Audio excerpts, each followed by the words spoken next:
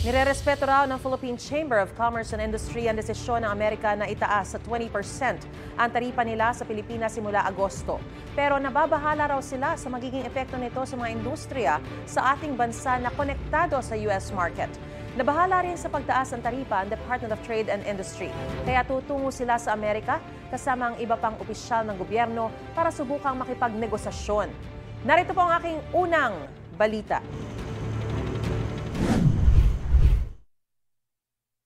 Sa isang liham ni US President Donald Trump, ipinaabot niya kay Pangulong Bongbong Marcos na magpapataw na ang kanilang bansa ng 20% taripa sa lahat ng mga produktong ine-export sa kanila ng Pilipinas, maliban sa mga sektor na may hiwalay na taripa.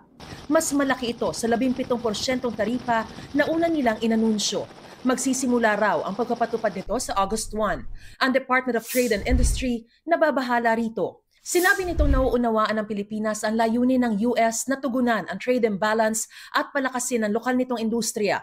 Pero ang global supply chains ay magkakaugnay at ang mga ganitong hakbang ay may negatibong epekto sa pandaigdigang ekonomiya. Sa susunod na linggo ay tutungo sina Secretary Go at DTI Secretary Cristina Roque sa Amerika para personal na makipagnegosasyon hinggil sa issue ng taripa. Bagamat wala pa raw kasiguruhan ng kahihinatnan, gagawin daw nila ang lahat ng makakaya para mapababa ang taripa sa pamamagitan ng masinsinang pag-uusap.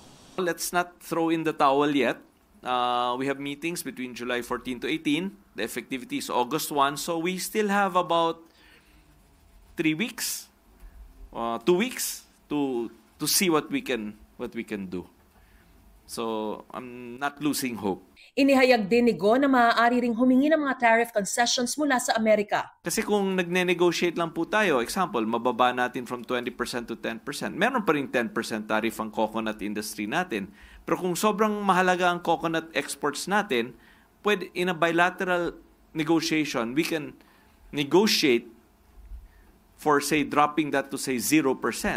Because these are the industries that are important to us, di ba? Sa kabutihang pala daw ay hindi kasama rito ang pangunahing ine-export natin sa Amerika na semiconductor at electronics. Patuloy rin daw ang gobyerno sa pagsasagawa ng mga reforma upang mapanatili ang competitiveness ng bansa at mapalawak pa ang export markets sa iba't ibang bansa.